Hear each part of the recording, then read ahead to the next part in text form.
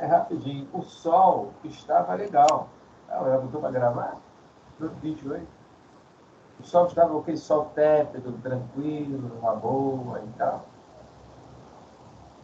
E depois esquentou. É isso que você estava falando aí. Vai. Não, lá onde eu trabalho são 5 graus de diferença de lá para cá. Por exemplo, quando aqui está 40, lá está 45. Quando aqui está 30, lá está 35.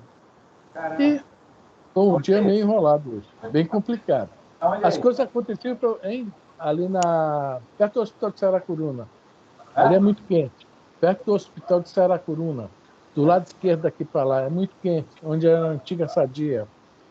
Ali é Chácara Rio Petrópolis, entre Capivari e Figueira. É muito quente. Muito quente. O vento bate na gente, dói, porque ele é quente, o vento.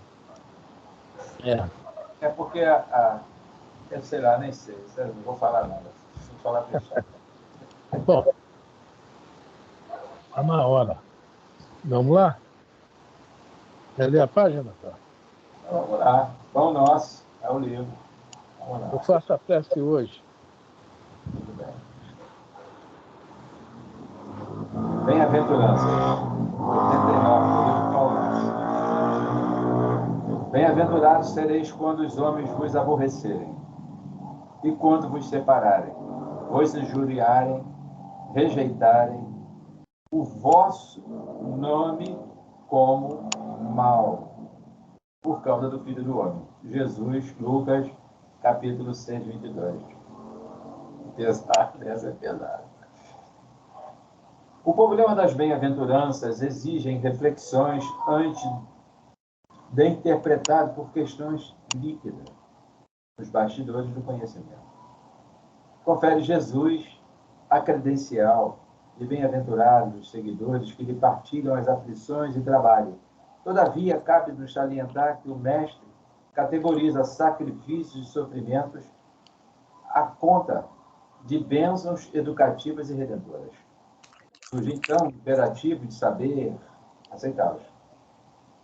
Esse ou aquele homem serão bem-aventurados por haverem edificado o bem na pobreza material, por encontrarem alegria na simplicidade e na paz, por saberem guardar o coração, longa e divina esperança.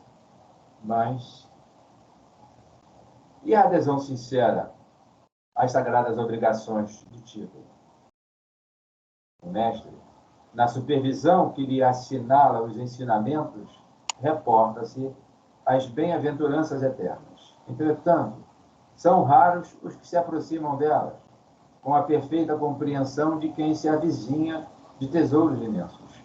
A maioria dos menos favorecidos no plano terrestre, se visitados pela dor, preferem a lamentação e o desespero. Se convidados ao testemunho da renúncia, resvalam para a exigência descabida e, quase sempre, ao invés de trabalharem pacificamente, lançam-se às aventuras indignas de quantos se perdem na desmensurada ambição. Ofereceu Jesus muitas bem-aventuranças. Raros, porém, desejam-nas. É por isso que existem muitos pobres e muitos aflitos que não podem ser grandes necessitados no mundo, mas que ainda não são benditos no céu. Emmanuel.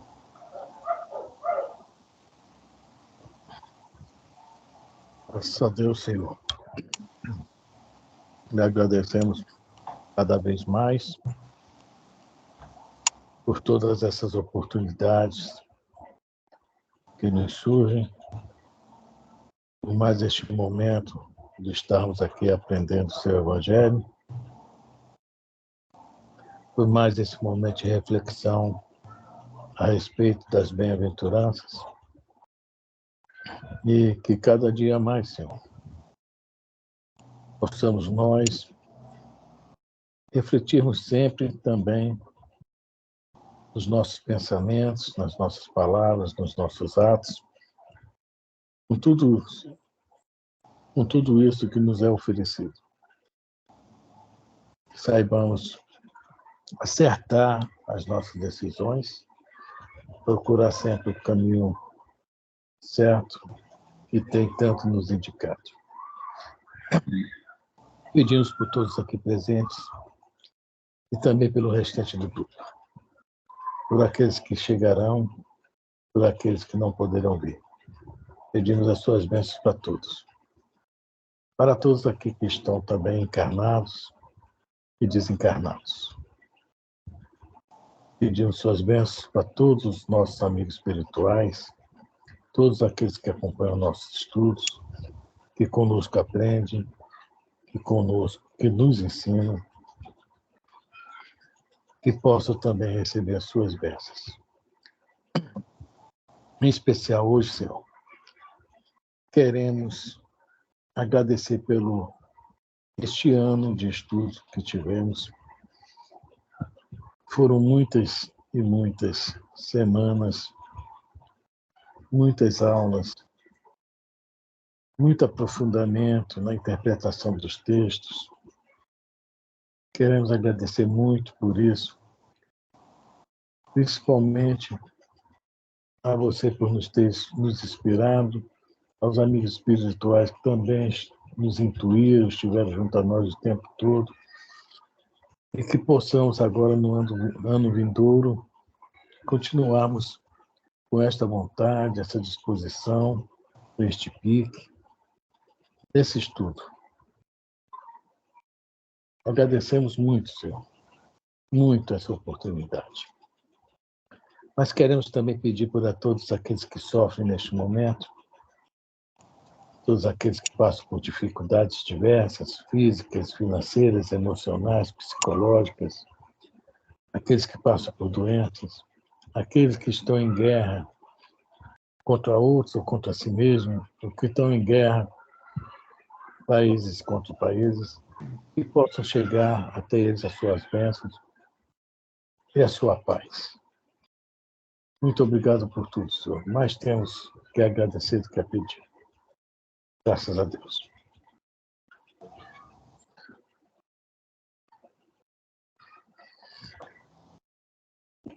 Bom, vamos lá. Paulo Estevão,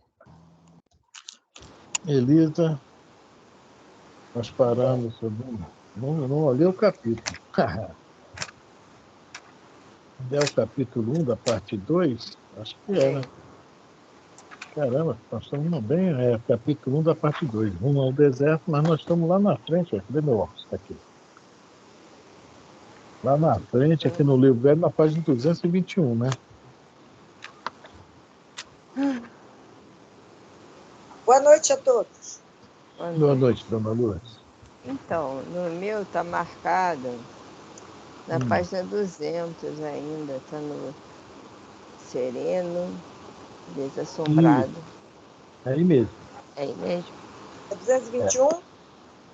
No velho, no novo é 200. Não entendi.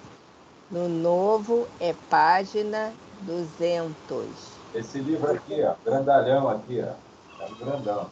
O novo, não sei se não é novo, é velho, mas acho que não é novo. O do Afrânio antigo é. Meu é esse aqui. É o antigo. Qual é o parágrafo? Sereno e desassombrado evitou aproximar-se. Como é que é? 1, 2, 3, 4, 5, 6, 7, 8, 9, 10. Aí 10 parágrafos depois tem. Sereno e desassombrado. Depois do primeiro e segundo parágrafo. 10 traduções depois do segundo parágrafo. Hoje é dia 29. Bom, só fazer um make, né?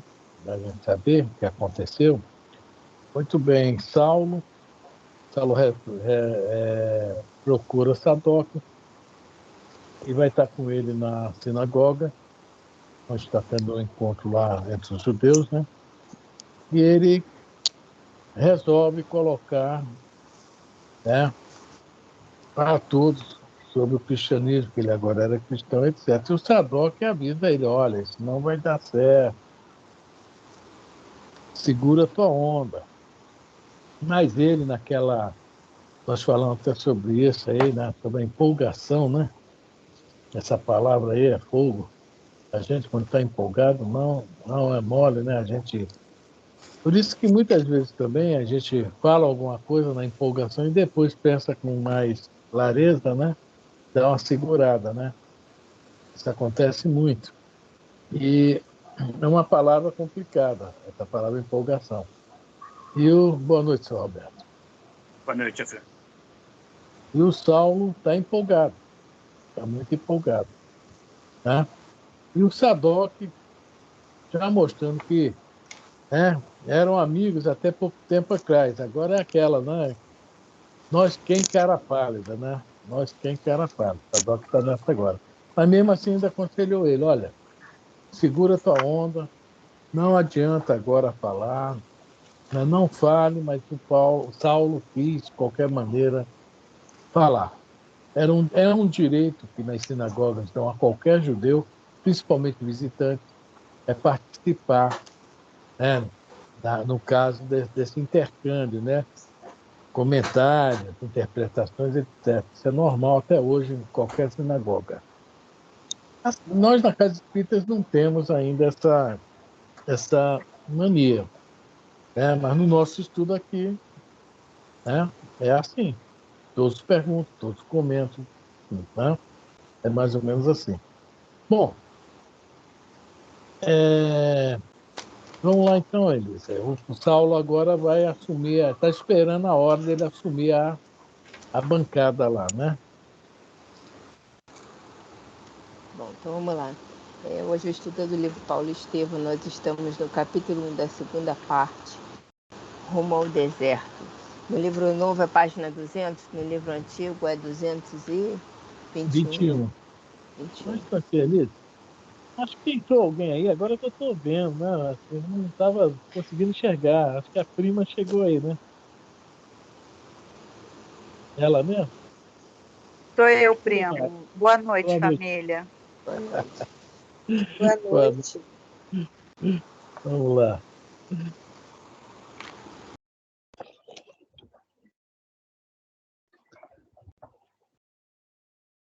Elisa, você está sem som. É o lixeiro que passou lá. Não. É que às vezes esbarra aqui e fecha. Sereno e desassombrado, evitou aproximar-se do local onde se acomodavam os visitantes ilustres, buscando aproximar-se do largo estrado em que se improvisara uma nova tribuna. Terminada a dissertação do levita de Citium, Saulo surgiu à vista de todos os presentes, que o saudaram com olhares ansiosos. Cumprimentou afável os diretores da reunião e pediu vênia para expor suas ideias.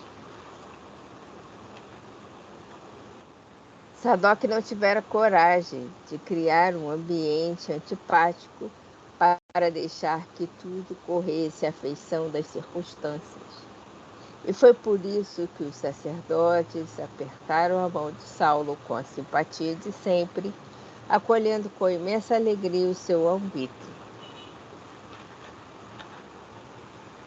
Com a palavra, o ex-rabino ergueu a fronte nobremente, como costumava fazer nos seus dias triunfais.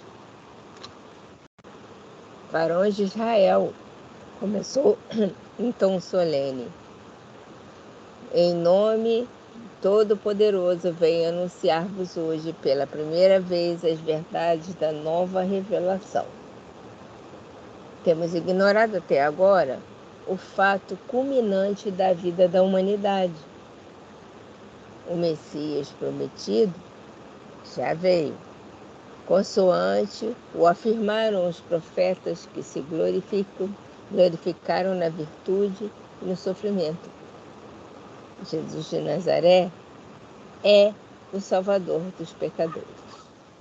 Olha só, ele foi para Damasco atrás de Ananias, para perseguir os cristãos, né? Foi para lá com interesses altamente políticos, né? E Chega lá, muda o tom. Muda o tom. Mas uma coisa aqui que é muito interessante. O Saulo ou o Paulo, tanto faz, sempre colocou, né? A gente já falou isso várias vezes, mas mais uma vez vamos falar. Deus em primeiro lugar. Tá? Isso é uma coisa que nós temos que aprender. Jesus tem um lugar dele, os grandes espíritos têm os lugares dele, mas Deus sempre em primeiro lugar. Jesus foi aquele que representou Deus perante nós. É o que está mais próximo a Deus, de nosso conhecimento, representou aqui.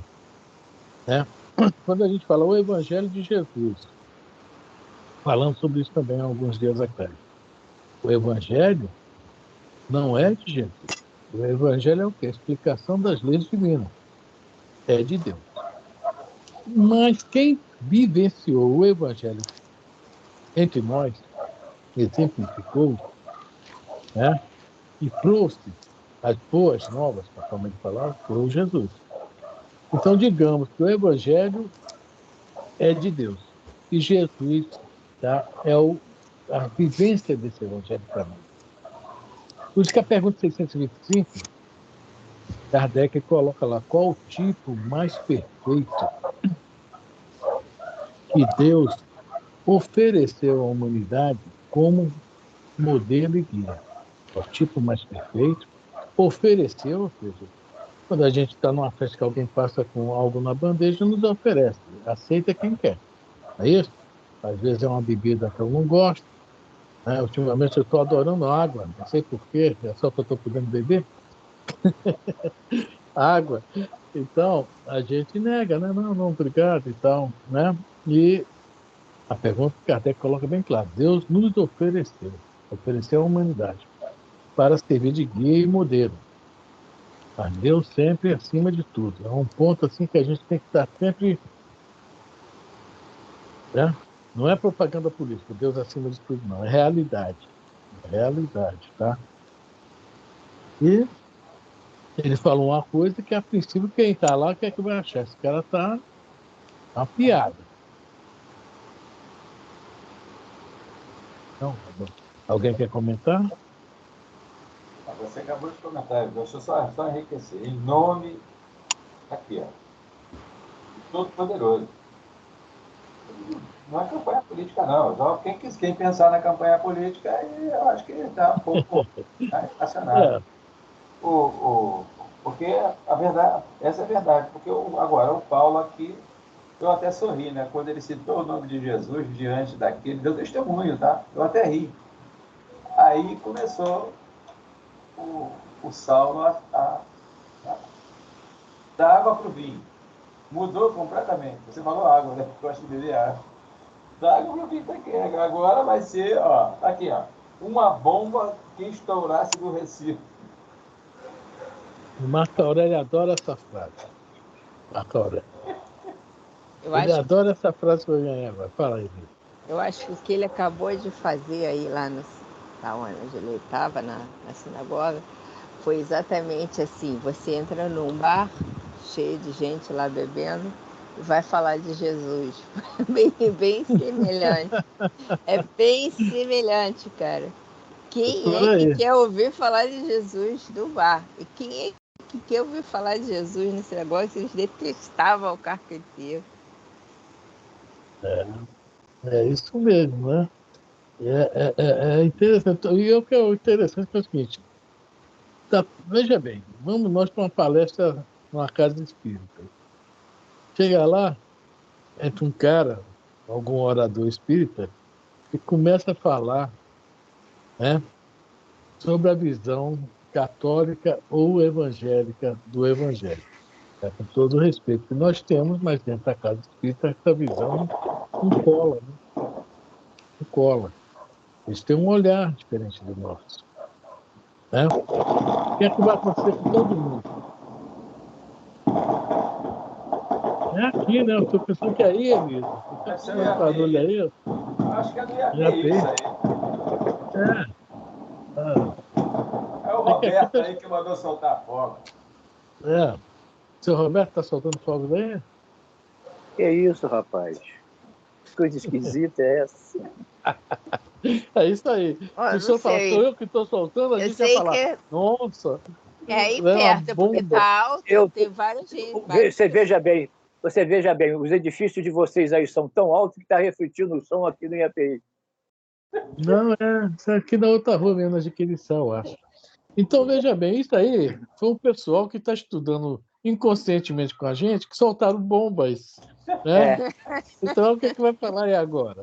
Ai, Hã? meu não, Deus do não céu. teve a altivez do Paulo, não teve a É, altivez do Paulo, soltaram fogos. Eles ficaram felizes porque Paulo, né, voltou altivo. pois é. Então, o Paulo vai fazer uma revelação para eles que eles não esperavam e não gostaram, né? É o que eu agora o Emmanuel vai nos falar agora, né? É essas palavras que o Marco Aurélio tanto adora. Vamos lá, Elisa. Uma bomba que estourasse no recinto não causaria maior espanto. E Todos. O Marco Aurélio conta o caso do pai dele, que eles se tornaram espírita e eles eram ali daquela Bom Jesus da Penha. Mas o pai dele era tipo coroinha, aquele cara que participava de tudo, né? E um dia o pai dele também se tornou espírita e parou de ir à igreja. Mas antes foi lá e tal, estou parando, porque agora estou seguindo o espiritismo. E o Marco Aurélio gosta de falar isso aí, uma bomba não poderia causar maior impacto na igreja do que o pai dele, né? É isso aí. Isso acontece na nossa vida, né? Quando a gente espera uma coisa e vem outra. Isso e geralmente, para nós, se torna uma palavrinha chata, mas e muitas vezes chama decepções, né? Mas em outras vezes também vem uma coisa assim que a gente não espera tão boa, né? Também vem a alegria, né? E também não deixa de ser uma bomba que estourou no recinto, né? Isso acontece muito no nosso dia a dia, em nossas vidas. Talvez a gente não repare, mas acontece muito, tanto para a decepção como para a alegria, né? Bom, vamos lá. Todos fixavam o orador atônitos. A assembleia estava obstúpida. Saulo, contudo, prosseguia intrépido depois de uma pausa. Não vos assombreis com o que vos digo. Conheceis minha consciência pela retidão de minha vida, pela minha fidelidade às leis divinas.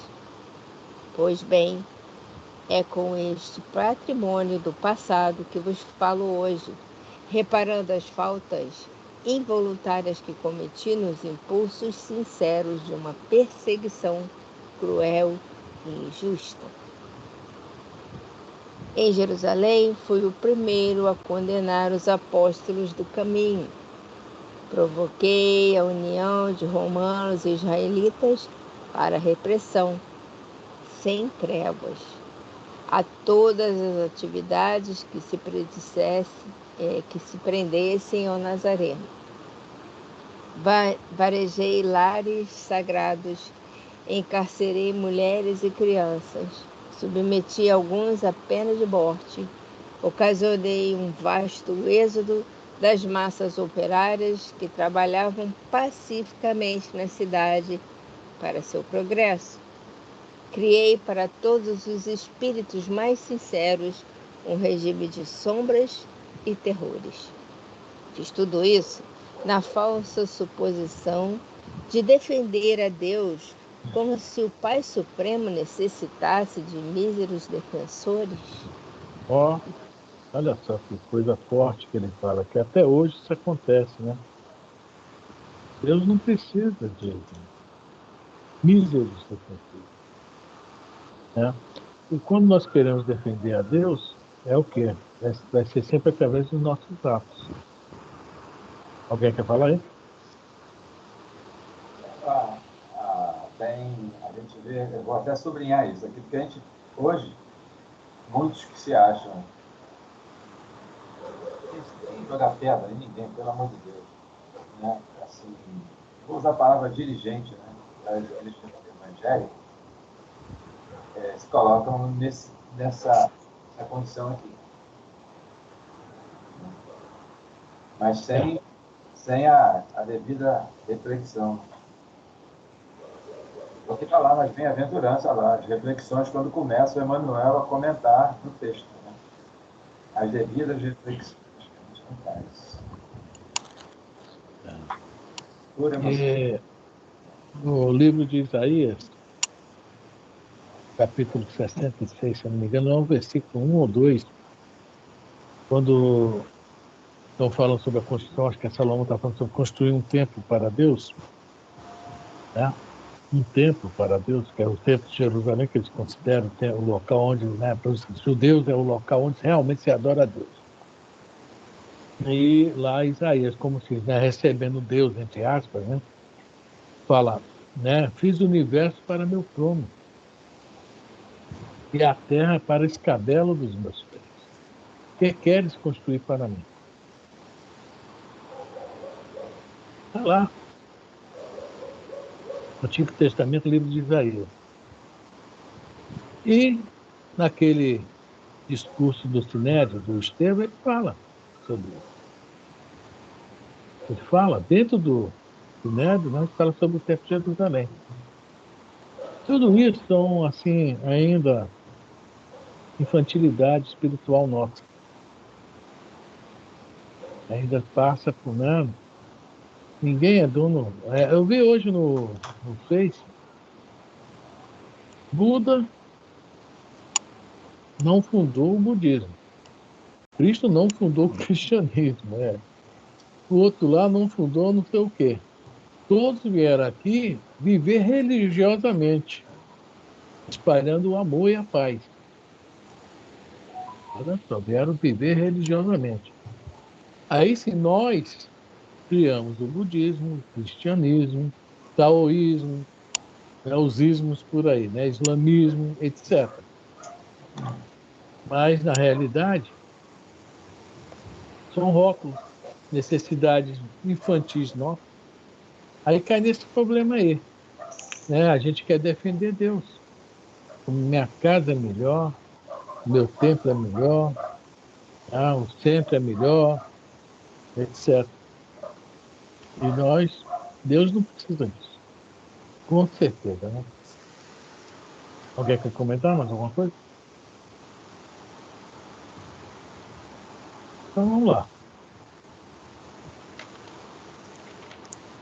Mas, de viagem para esta cidade, autorizado pelo Sinédrio e pela corte provincial, para invadir os lares alheios e perseguir criaturas inofensivas e inocentes, eis que Jesus me aparece às vossas portas e me pergunta, em pleno meio-dia, na paisagem desolada e deserta: Saulo, Saulo, por que me persegues? Ô, Elisa, eu tinha que ter falado assim com tudo mais. Saulo, Saulo. Mas por eu não que sou me homem. persegue? Eu não sou homem para falar assim. Tem que ter uma voz mais grave. Tipo assim, né? FM.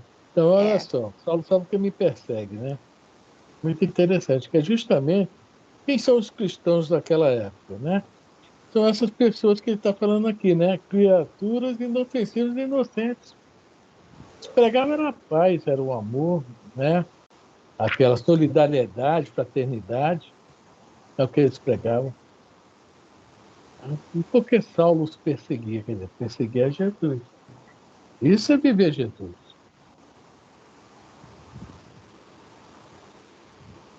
Vamos lá? A essa evocação, a voz eloquente se enternecia, e as lágrimas lhe corriam copiosas. Interrompera-se ao recordar a ocorrência decisiva do seu destino. Os ouvintes contemplavam-no assombrados. Que é isso? Diziam alguns. Doutor de Tarso graceja? Afirmavam outros, sorrindo, convictos de que o jovem tribuno estivesse buscando maior efeito oratório. Não, meus amigos, exclamou com veemência. Jamais gracejei convosco nas tribunas sagradas. O Deus justo não permitiu que minha violência criminosa fosse até o fim, em detrimento da verdade, e consentiu, por misericórdia de acréscimo, que o mísero servo não encontrasse a morte, sem vos trazer a luz da crença nova. Forte esse pedacinho aí, né? Mísero servo não encontrasse a morte, sem vos trazer a luz da crença nova. Muito forte mesmo, né? Ele mesmo já tinha se tocado, porque assim como ele caiu do cavalo lá na entrada de Damasco, né? Teve aquela tonteira, ficou cego por 3 dias, né? E sentiu, né? Como qualquer um de nós sente, né? A nossa condição, né? Como ele fala aqui, né? Miserável. Aí a gente se pergunta, para que tanto orgulho, tanto egoísmo? Aí nós comentamos isso nas quarta-feiras, sobre aquela questão do animal, né? O muito de animal que ainda está conosco, que nós carregamos, né? É muito do animal ainda. Estão mais próximos da origem animais do que dos anjos, né? Então, nós falamos sobre isso alguma coisa quarta-feira. Alguém quer falar alguma coisa? Fala. Deixa eu só fazer uma pergunta. É uma pergunta, eu não conheço a história profunda. Esse espírito saiu da igreja, né? Foi advogado, teve uma vida também toda atrapalhada, depois mudou quando Santo Agostinho, filho da Santa Mônica. Vocês têm alguma ideia na sua mudança? Tem algo não a ver, mas eu digo mais ou menos parecido com Paulo também? Eu li o livro, vou até lhe falar e não me lembro direito como foi a história. Parece Confissões o nome do livro, né? Confissões. O livro é Confissões. Eu li que a Marlene me emprestou. Ele era um playboy, Santo Agostinho, tá? Playboy, participava de tudo que era farra que havia lá na cidadezinha dele, que era Ipona, né? E a Mônica, a mãe dele, sempre foi uma pessoa beata, seguindo ao certo, né? Na época, né? O catolicismo daquela época, né? Esse de agora, né? E seguia fielmente, tanto que ela é considerada santa, né? Canonizada. E ele, sempre sendo aconselhado por ela, mas eu acho que aconteceu algo na vida dele, em uma dessas farras aí que ele fez, ele acordou. Agora eu não me lembro o que foi, Jorge. Poxa, é incrível isso. Eu li o livro e não estou lembrado. E ele acordou, despertou. Oi? Eu não sei, porque ele é além dos pais, ser um dos pais da igreja, é faz parte do grupo da Falange da Verdade também, né? Aí ele procurou, né, com a mãe, procurou a igreja, né? Se tornou na época padre e chegou ao bispo, seu bispo de Hipona, né, que é o nome dele lá na igreja, um dos pais da igreja. Mas ele antes teve realmente uma vida de playboy mesmo, digamos assim. Assim como Francisco também, Francisco de Assis, né? Mas mudaram, houve a mudança, né? Francisco também teve também não estou lembrando, mas também teve o Francisco tinha aquela voz que eu acompanhava, Francisco, cuida da minha igreja. Ele achava que era erguer, consertar uma igreja, né? E no final ele viu que não era isso. Ele tinha que ir a Roma mostrar, né, a caridade, né, a humildade, que tudo isso tinha se perdido naquela época. Quer dizer, a igreja que ele ouvia a voz, né, que devia ser do Cristo, que ele tinha que modificar, e ele, né, de uma certa forma, conseguiu, né? Não todos, mas muitos seguiram, né, seguem até hoje a ordem franciscana, né? Mas ele foi esse lance. Ele ouvia, né, nos sonhos, ouvia as vozes, etc. E quando ele começa a largar da fortuna, que o pai briga com ele, tem aquela cena famosa, né? Ele tira a roupa e entrega para o pai. Pronto, não tem mais nada teu. Foi muito, realmente, um espírito nobre, né? Diferente, né? E o Agostinho foi algo parecido, Jorge. Eu não estou Não. lembrado. Eu fiz só uma pergunta, talvez. Você falou Me vê que você vê que esses avatares aí que vêm para buscar, eles têm um período, depois faz um reverso na vida. O Livro dos Espíritos, são os dois maiores contribuintes do Livro dos Espíritos, eu acho que da obra toda, São Luís e Santo Agostinho, né? Contribuíram demais para essa obra nossa que nós estamos aqui estudando. Nós contribuíram demais mesmo. Estavam sempre atentos a Kardec. Kardec pedia, eles iam lá, principalmente o livro Céu e Inferno, né? Dependeu muito dele. Tinha espíritos ali que não tinha condições de ir lá dar um depoimento, dar um testemunho. Nós sabemos isso, que nós lemos nos livros espíritas, aquele caso mesmo do missionário da Luz, esqueci o nome dele, que era o suicida, que estava até no matadouro, né? Raul, né? Era Raul? Não me lembro. Eu sei que, né? E com o merecimento da esposa da outra que pediu, levaram ele, né, ela em sonho para estar com ele, tiraram ele do abatedouro, né, do matadouro. E ele não tinha condições nem de conversar muito, né? Estava realmente ainda muito perturbado, muito mais. A gente viu que os espíritos interviram e ajudaram ele para acalmar a viúva, né? Para dar um pouco de paz a ela. Quer dizer, a função do Santo Agostinho e do São Luís não foi somente a questão, assim, digamos, técnica do ensinamento, né, mas também essa função aí de mostrar os exemplos para a gente hoje, né? Temos as obras aí na mão. Ler, estudar e aprender, né? O que nós não devemos fazer e o que nós devemos fazer. Ter todos os exemplos. Principalmente o livro que é Céu e Inferno. Tá? Vamos lá? Bom, não obstante o ardor da pregação, que deixava em todos os ouvidos ressonâncias emocionais, rompeu no recinto estranho e vozerio. Alguns fariseus mais exaltados interpelaram Sadoc em voz baixa quanto ao inesperado daquela surpresa, obtendo a confirmação de que Saulo, de fato, parecia extremamente perturbado, alegando ter visto o carpinteiro de Nazaré nas vizinhanças de Damasco. Imediatamente estabeleceu-se enorme confusão em toda a sala, porque havia quem visse, no caso, perigosa indefecção do rabino. E quem opinasse, por enfermidade súbita, que houvesse dementado. Todos os jeitos arrumaram logo, né? Ou está doente, mental, né? É isso que ele está falando, é extremamente perigoso. Então, arrumaram um monte de situações, né, para rejeitá-lo. Os judeus não eram mortos, assim como hoje também, né? Aqueles ortodoxos mesmo são bem radicais em suas opiniões, muito radicais. E o que eu acho mais interessante é que a gente estuda a Bíblia, que é a Bíblia, a tradição escrita deles, né?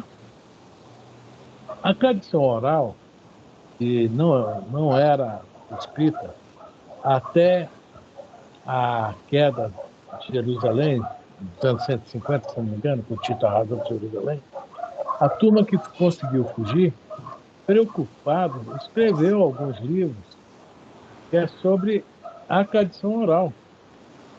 Eu esqueci o nome do livro, ando com a memória meio. Acho que a pancada no olho mexeu no cérebro também.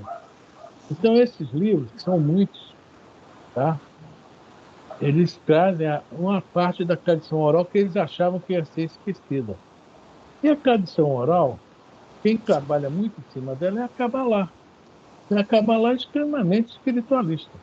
Mas os judeus ortodoxos conhecem, estudam a Kabbalah, estudam a questão da gematria, estudam um monte de coisa, a numerologia, que é chamada para eles, estudam um monte de coisa. Mas são bem radicais. São bem radicais. Tanto que eles não aceitam de jeito nenhum o Messias, Jesus como Messias. Alguns que aceitam, são poucos, são os famosos judeus messiânicos, né? Eles não também se chamam cristãos, messiânicos. A meia dúzia. mas tem alguns que assim, mas a grande maioria é isso que nós estamos vendo aqui. Eles são realmente taxativos nas suas opiniões. Mudar a cabeça deles, né? A gente viu a dificuldade que foi mudar a cabeça do Saulo, né? O trabalho que Estevão e Abigail fez. Mas aqui, pelo jeito, ninguém teve esse trabalho, né? Uns mudaram porque realmente sentiram que estava na hora de mudar, já estava o fruto já de vez para maduro. Mas esses frutos verdes aqui, vamos lá. Fosse nos dias atuais, jogavam ele no Oi? hospício. Né? Fosse nos dias atuais, jogavam ele no hospício. Você vê, O mínimo. o Paulo não deixava de ser um instrumento de alguém. Obviamente, é do Estevão e da Abigail. É o médium, né, desses dois espíritos.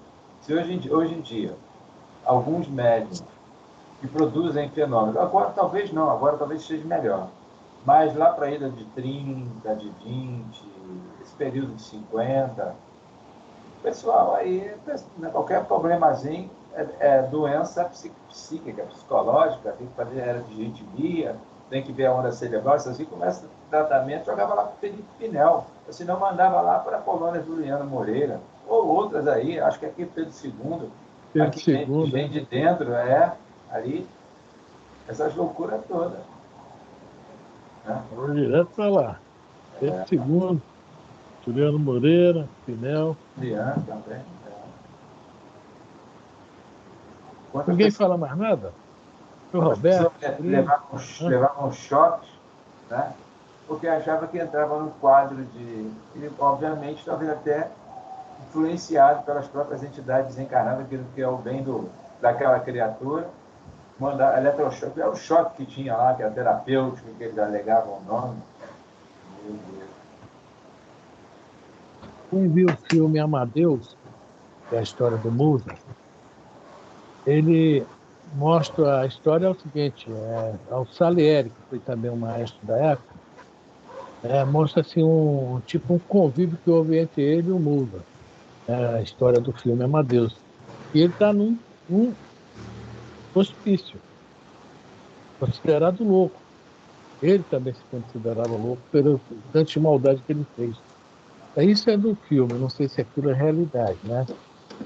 E quando mostram o padre entrando para ir conversar com ele, com o Salieri, olha, o hospício hoje eu acho que é até mais bonito que o hospício daquela época. O negócio era feio demais, realmente. Não havia técnicas para tratamento, né? Havia isso aí, era choque, amarrar, e é feio. É o início do filme e depois algumas vezes aparece aos corredores do hospício o padre passando, né? É esquisito, né? É esquisito a Juliana Moreira na década de 70, por aí, os 80, a maioria dos loucos lá internos eram em jaulas, em celas fechadas, tudo sujo, tudo cheirando mal. E não tem muito tempo, lógico. Há 3, 4 décadas atrás não tem. Não é tanto tempo assim. E até explorando, por causa de levantar essa polêmica, até explorando, eu não sei se é o Felipe Pinel, acho que era um francês. Ele foi inspirado, obviamente foi inspirado pelo álcool, né? Eu não sei, ele achava que os doentes, os loucos, não eram loucos. Eles tinham alguns problemas de ordem mental. Então tinha um por lá, mais ou menos assim, uma vaga ideia que eu li, uma vaga ideia. E tivesse aí, talvez quem ajudaria seria Consuelo. Então, tinha lá os guardas na porta que não deixava ninguém entrar. Ele se responsabilizou, o homem disse que não sei o quê, eu estou aqui com autorização do diretor do hospital, eu quero entrar e vou conversar lá com aquele fulano de tal, eu não me lembro não. Abriram tudo, fecharam tudo, a responsabilidade é sua, o que aconteceu.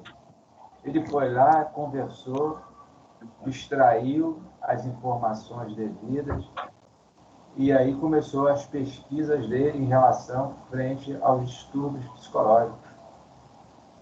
Tá? Graças a esse pesquisador aí. A história em si, eu acho que tem até filme com relação. Uma coisa muito triste. Né? lidar com essas questões. Ele foi o responsável mesmo pelas mudanças, né? Vamos lá, Elisa? Vamos lá. Varões de minha antiga fé. Trovejou a voz do moço tarcense mais incisiva. É inútil tentar desempanar a verdade. Não sou traidor, nem estou doente. Estamos defrontando uma era nova, em face da qual todos os nossos caprichos religiosos são insignificantes. Podemos botar isso para o dia de hoje? Alguém quer sair ali na rua? Gente, preste bem atenção. Nós estamos na transição planetária, tá? É o que vocês conhecem por fim do mundo, mas não é o fim do mundo, é uma mudança que está havendo. Acho que a reação vai ser a que vai ser contra ele aqui agora. Vamos pensar bem. A situação que ele está passando é agora. Uma nova era, face de qual todos os nossos caprichos religiosos são insignificantes. É isso? E nós não estamos passando por uma nova era, tá bem? Então vamos fazer uma proposta. Vai todo mundo para a rua amanhã. Pega, leva um banquinho ou então um balde, vira o balde de cabeça para baixo, né? Escrepe em cima do balde. Gente, transição planetária. Aí vamos ver o que é que nós vamos ouvir. Vamos ver o que é que falado para ele. Uma chuva de impropérios cortou-lhe repentinamente a palavra. Covarde, blasfemo, cão do caminho, fora o traidor de Moisés. Será que era isso que a gente ia ouvir? Aí eu vi coisa pior. Esses aí não Daí conhecia ele ainda levar falar. com um balde na cabeça. É. Ainda Esse pessoal falar, dessa falar. época, esse pessoal dessa época não sabia dizer palavrão ainda. Isso. Sorte do Paulo. Ia falar, Agora fora eu traidor falo de Cristo. Agora o pessoal, para falar uma frase, não consegue fazer uma frase sem falar um palavrão? Ou termina ou começa com palavrão. Fora os do meio, né? Ainda tem os do meio, pois é. E aí, quando a gente também não está satisfeito com alguma coisa, eu acho que alguém está errado, a gente xinga e fala palavrão. Entendeu? Então, quando a minha avó me dizia que chamar de burro, de besta, era feio, era xingar. Imagina agora, minha avó ia ficar apavorada, né?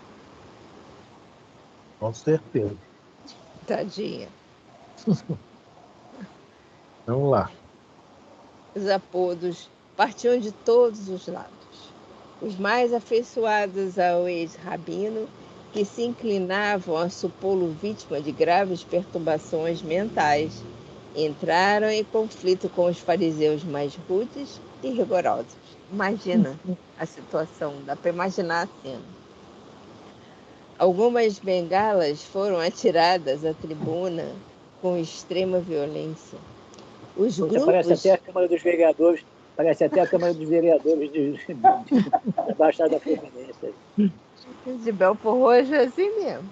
É Belfor Roxo. Os grupos que se haviam atracado em luta espalhavam forte celeuma na sinagoga. Percebendo o orador que se encontravam na iminência de irreparáveis desastres, foi quando um dos levitas mais idosos assomou ao grande estrado, levantando a voz com toda a energia de que era capaz e rogando aos presentes acompanhá-lo na citação de um dos salmos de Davi. O convite foi aceito por todos. Os mais exaltados repetiram a prece, tomados de vergonha. Saulo acompanhava a cena com profundo interesse. Terminada a oração, disse o sacerdote com ênfase irritante. Só um instantinho, só um instantinho. Olha só, esse aqui, repetir a prece tomado de vergonha. Parece até casa espírita isso aqui, né?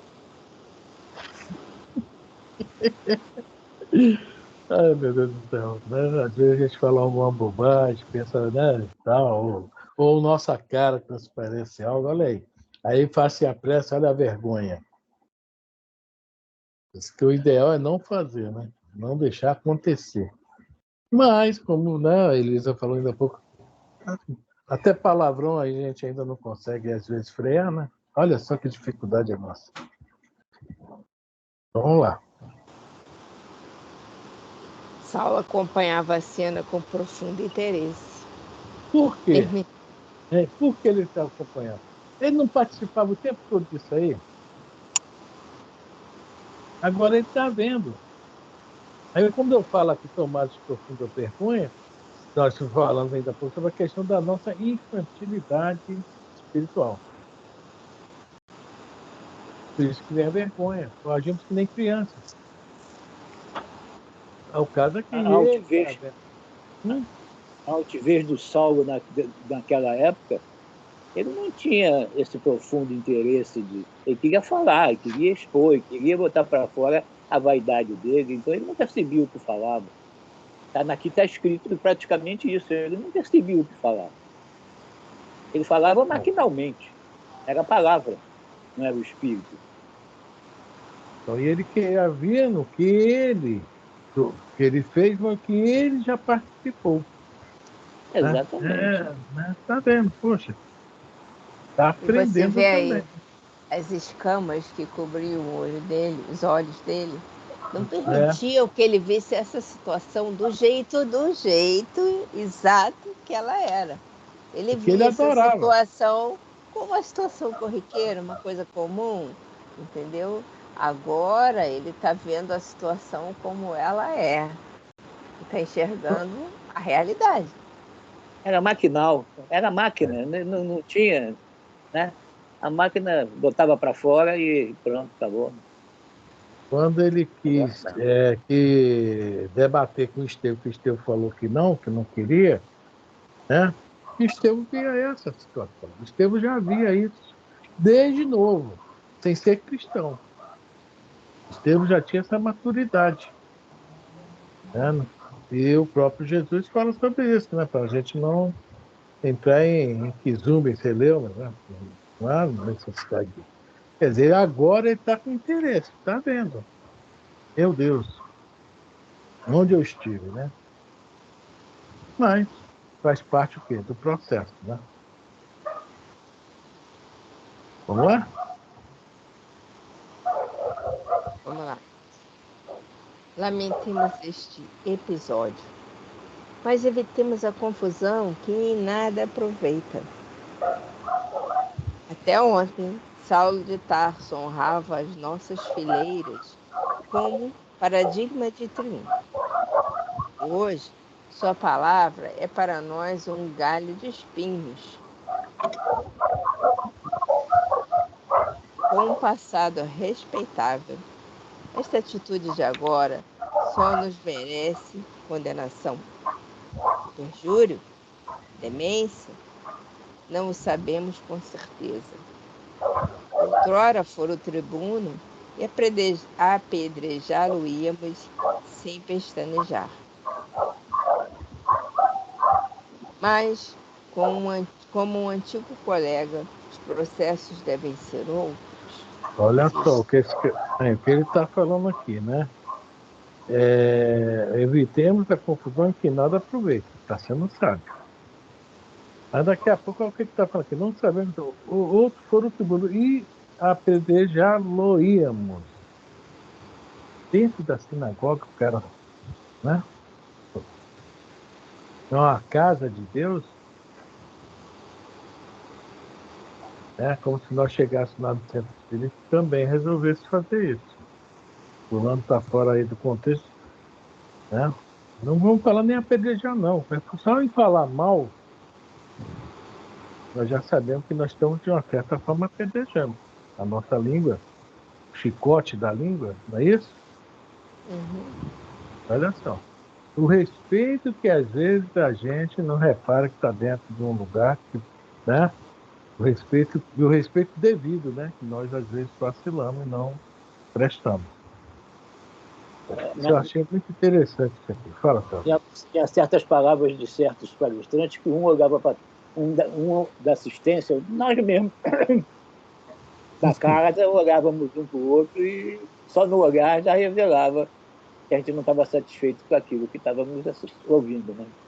Não é a Não precisava nem pedrada? falar. Não é a pedrada? Não é a pedrada? Claro que é. Pô.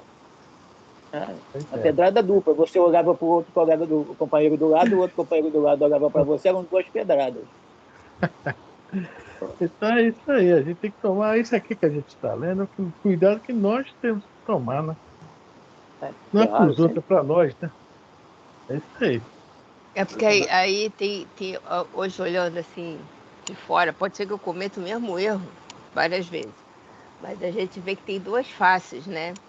Tem um cara que se esforçou, tá lá na frente falando, apesar de não ter vamos dizer assim, um preparo superior, né? Mas ele foi e ele teve o que muita gente não tem, que é a coragem de falar em público. E do outro lado, quem já tem mais um conhecimento e escuta o que ele fala e se surpreende, vamos dizer assim.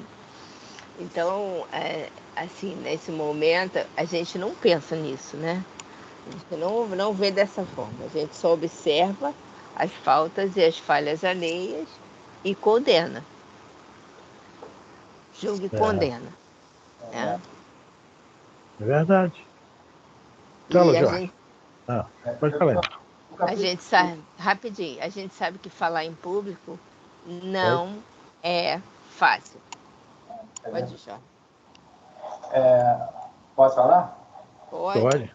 Olha só, no mecanismo da mediunidade, gradação das obsessões, eu achei muito interessante, vem de encontro a essas questões, porque, obviamente, o Paulo, né, tinha esse grupo aí todo, estava influenciado, pensamentos, como foi citado, a gente atrai e guarda a sintonia. Não necessariamente podemos atribuir que essas criaturas estavam obsediadas. Porque no livro Mecanismo da Mediunidade, o Aldous, lá também no capítulo 16, ele informa que há companheiros de jornada, não necessariamente os obsediados. Mas no mecanismo aqui, no mecanismo da mediunidade, que eu achei gradação das obsessões, me permitem só ler. Vem de encontro a isso que nós estamos conversando aqui, olha só. O que falou, o que ocorre dentro dos núcleos espíritas. Olha, muitas vezes, em nosso estado de tensão deliberada, inclinamos-nos para forças violentas que se nos insinuam no halo psíquico, aí criando fermentações infelizes que resultam em atitudes de cóleras arrasadoras. Olha aí, ó, a discussão, a crítica, enfim, a raiva, palavrões, como foi falado aí, pelas quais, desprevenidamente, né, nos transformamos na vida em médios de ações delituosas, arrastados nos fenômenos de associação dos agentes mento-eletromagnéticos, ou seja, da mente, o que produz, né, essas energias eletromagnéticas, da mesma natureza, semelhantes aos que se caracterizam as explosões de recursos químicos nas conhecidas reações em cadeia. Fazendo um paralelo aqui. Agora, o que nos interessa está aqui no final. É assim que somos, por vezes, loucos temporários, grandes obsediados, de alguns minutos, alienados mentais em marcadas circunstâncias de lugar ou de tempo, ou ainda doentes do raciocínio, em crises periódicas, médiuns lamentáveis da desarmonia pela nossa permanência longa em reflexos condicionados viciosos. Foi o que estudamos em uma época aí, falando dos castelos de 3 andares, dos recursos, esses, né, dos reflexos condicionados, a pesquisa de Pavlov, lá, foi estudado aí, né, no grupo, adquirindo compromissos de grave teor nos atos menos felizes que praticamos, semi-inconscientemente, sugestionados uns pelos outros, porquanto, perante a lei, a nossa vontade é responsável. Meu Deus. E em todos os nossos problemas de sintonia. Paro por aqui. Isso é o Emmanuel, no livro Mecanismo da Mediunidade, capítulo 16. Ele trata dessa questão, 17 também, ele vai embora, né? Chamando-nos a atenção. É isso que você acabou de comentar aí. Eu só busquei lá a prova do que se está conversando. Né? E é assim que a gente sai de muitos rolos aí que nós estamos metidos aí. Esse mental eletromagnético é interessante, que é a mente que tanto emite como também Exatamente, recebe. Recebe, né? Fazendo um papel aí. Vamos lá, Elisa. Mas nós parar que parar, né? Que já deu a hora. Tá dando a hora, né? Vamos lá. Vocês deixam eu falar? Não, rapaz. Tem que falar mesmo, senão vai ficar uma monotonia tremenda, né? Se está doente, só merece compaixão.